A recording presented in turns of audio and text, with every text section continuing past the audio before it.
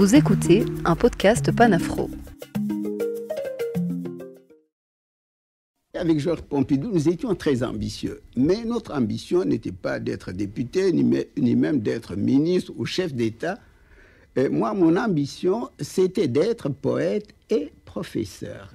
Et c'est précisément en 1945, lorsque je suis venu faire une enquête sur la poésie sérère et qui était l'objet de ma thèse complémentaire, c'est à ce moment-là que la Fédération socialiste du Sénégal, avec Lamine Gueye, m'a envoyé une délégation pour me demander d'être le second sur la liste.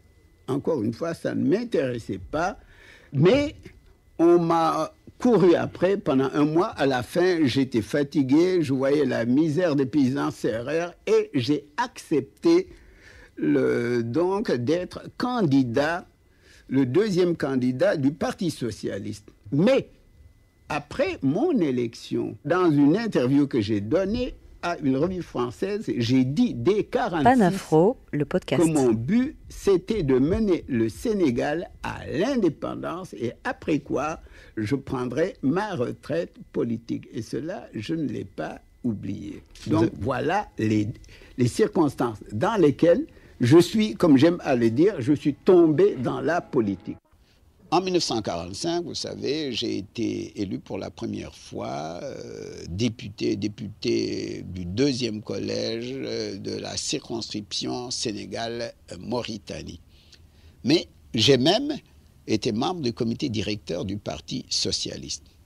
Mais j'ai démissionné en 1948 en écrivant à M. Guy Mollet, alors secrétaire général de la SIFIO, une lettre dont vous trouverez le texte dans Liberté 2. Pourquoi j'ai démissionné? Je pensais que le programme du Parti socialiste pour la France était trop réformiste et pas assez révolutionnaire. Je pensais surtout que ce programme ne s'adaptait pas aux réalités négro-africaines, sénégalaises, parce que dès ce moment-là, j'avais commencé de faire une relecture négro-africaine de Marx et d'Engels. Avec quelques camarades, nous avons quitté la SIFIO, Panafro, en le commençant podcast. par la Fédération du Sénégal, et nous avons fondé le Bloc démocratique sénégalais, qui a subi des avatars et qui a fini par être l'Union progressiste sénégalaise avec la Fédération socialiste, car Maître Lamine Gueye est revenu à nous en nous donnant ainsi raison. Donc, au bout de certains avatars, le Bloc démocratique sénégalais a fini par être l'Union progressiste sénégalaise. Nous nous réclamions toujours du socialisme et de la démocratie.